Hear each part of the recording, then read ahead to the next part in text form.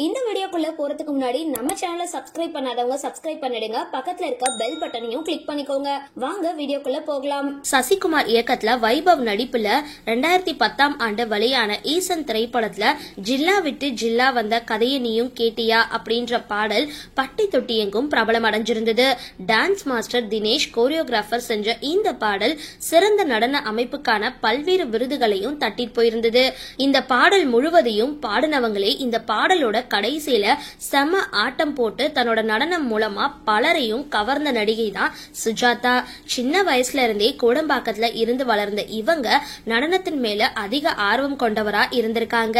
அதுக்கப்புறம் நடன பள்ளியில சேர்ந்து பல்வேறு பரிசுகளையும் வாங்கியிருக்காங்க. அதன் மூலமா சினிமாவில குரூப் டான்சரா சேர்ந்து ஆட தொடங்கினவங்க முதல்ல ரகு மாஸ்டர் கிட்ட குரூப் டான்சரா சேர்ந்தாங்க.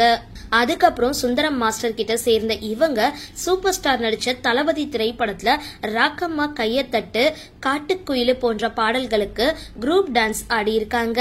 இவங்க விஜய் நடிப்புல வெளியான கில்லி திரைப்படத்துல த்ரிஷாவோட அம்மாவா நடிச்சிருக்காங்க. அதே சமயம் இயக்குனர் கதிர் இயக்குன காதல் தேசம் அப்படின்ற திரைப்படத்துல இடம்பெற்ற முஸ்தபா முஸ்தபா அப்படின்ற பாடல் மூலமா தான் மாஸ்டரா இவங்க அறிமுகமானாங்க.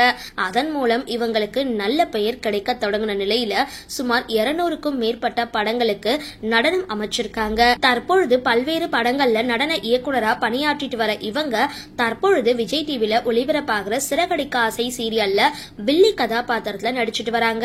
அதுல மீனாவுக்கு தொல்லை தர விதத்துல இவங்களோட கதாபாத்திரம் அமைஞ்சிருக்கு.